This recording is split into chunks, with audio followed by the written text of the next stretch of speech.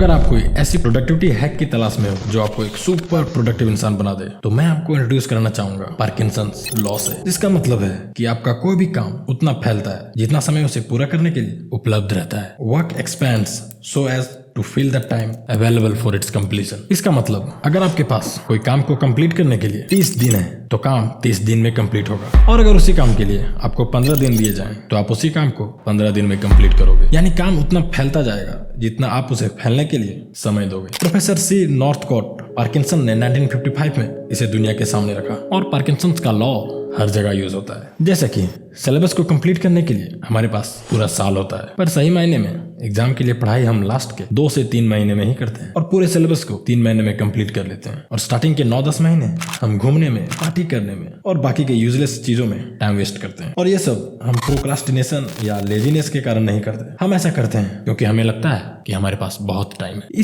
इसी वजह से हम अपने काम टालते रहते हैं लास्ट मिनट तक, और फिर आखिरी वक्त में हम उसे जैसे तैसे कंप्लीट करते हैं, जो फिर हमारी एंजाइटी को बढ़ाता है और काम भी अच्छे तरीके से नहीं हो पाता। यानी हमारी प्रॉब्लम्स की जड़ पार्किंसंस लॉ है, और वो कहावत है ना, हीरा ही हीरे को काटता है। तो इस प्रॉब्लम का सॉल्यूशन भी पार्किंसंस लॉ में ही छिपा है। तो बने रहिए आप वीडियो में मेरे साथ, और मैं आपको सिखाऊंगा 3 स्टेप फॉर्मूला जो आपको किसी भी गोल्स या टारगेट को समय से पहले अचीव करना सिखाएगी। जस्ट लाइक इलॉन मस्क, जो कि टेस्ला, सोलर सिटी और न्यूरालिंक जैसी बड़ी बड़ी कंपनीज को मैनेज करते हैं at the same time. So step 1, set strict deadline. हम सब अपने ज्यादातर काम आखिरी वक्त में कंप्लीट करते हैं क्योंकि हमारे पास काफी टाइम होता है। जैसे कि स्कूल या कॉलेज में हमें असाइनमेंट को कंप्लीट करने के लिए पूरा वीक का समय मिलता है, जबकि जरूरत हमें 3 से 4 घंटे की ही होती है। तो बाकी का टाइम हम फालतू कामों में वेस्ट कर देते हैं। और ये आपने भी एक्सपीरियंस किया होगा, जब आप डिसाइड करते हो कि आज मुझे फिजिक्स का चैप्टर 5 रिवाइज करना है। आप फिजिक्स की बुक और कॉपी पेन लेकर बैठे रिवीजन के लिए, और 5 मिनट बाद यार पानी पीना तो भूल गया। अगले 5 मिनट बाद इंस्टाग्राम, फिर यूट्यूब, और फिर पूरा दिन वेस्ट। और ये आपके साथ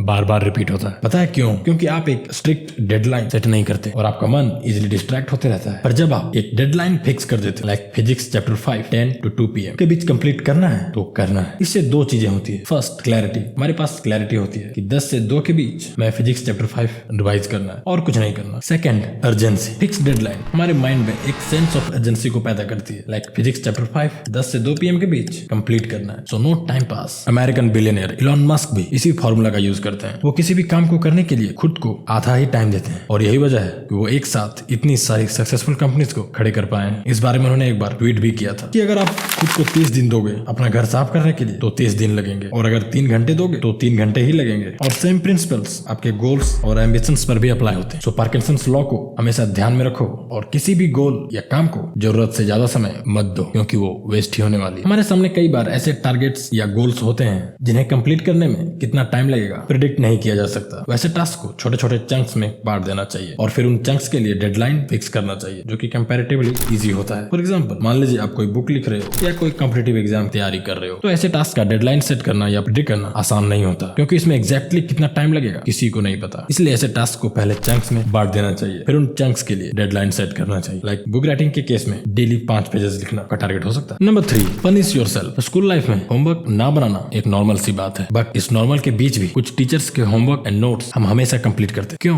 आप बताओ, आप ऐसा क्यों करते थे? मैं बताऊं, क्योंकि वो टीचर का डर है आपके अंदर। होमवर्क ना बनाने पर दोस्तों के सामने पिटने का डर। हमारा ब्रेन पेन और प्लेजर के सिद्धांत पे काम करता है। हमारे द्वारा लिया गया हर एक्शन पेन से दूर और प्लेजर के नजदीक जाने के लिए होता है, क्योंकि क्लास में दोस्तों के सामने पिटने का पेन है, तो उससे बचने के लिए हम होमवर्क कंप्लीट कर लेते हैं। तो अगर आप भी चाहते हो कि आप अपने सारे डेडलाइंस के टारगेट्स को हिट करो, तो टारगेट्स फेल होने पर खुद को पनिश करना स्टार्ट करो। फॉर एग्जांपल, अगर किसी दिन आपने डिसाइड किया कि आज 10 घंटे बैठकर पढ़ना है, और क्योंकि आपका मन बिगड़ा हुआ है तो वो आपको पढ़ने नहीं देगा, तो आप क्या करोगे? कोई बात नहीं, कल से पढ़ लेंगे। आप यही गलती करते। अगर आप किसी टारगेट में फेल करते हो तो खुद को पनिश करो। जिस दिन आप अपने टारगेट्स अचीव नहीं करते हो, उस रात उपवास, यस, नो फूड, या फिर उस शाम 2 किलोमीटर एक्स्ट्रा रनिंग या 10 एक्स्ट्रा पुशअप्स। पॉइंट इज, उस दिन आपको खुद को पेन देना है, जिससे बचने के लिए नेक्स्ट डे आपका ब्रेन ऑटोमेटिक काम पे लग जाए। और सेल्फ पनिशमेंट का कल्चर 2 कंट्रीज में बहुत प्रचलित है, जापान और जर्मनी। दोनों कंट्रीज सेकेंड वर्ल्ड वॉर में अलाइड फोर्सेस के द्वारा हारी थी। जापान के ऊपर तो न्यूक्लियर बॉम्ब भी गिरे थे। दोनों कंट्रीज बर्बाद हो चुकी। कट टू आज दोनों हाईली डेवलप कंट्रीज और इकोनॉमिक पावर भी हैं। एक्सपर्ट्स की माने तो इस सब के पीछे सेल्फ पनिशिंग बिहेवियर का ही कमाल है। धन्यवाद।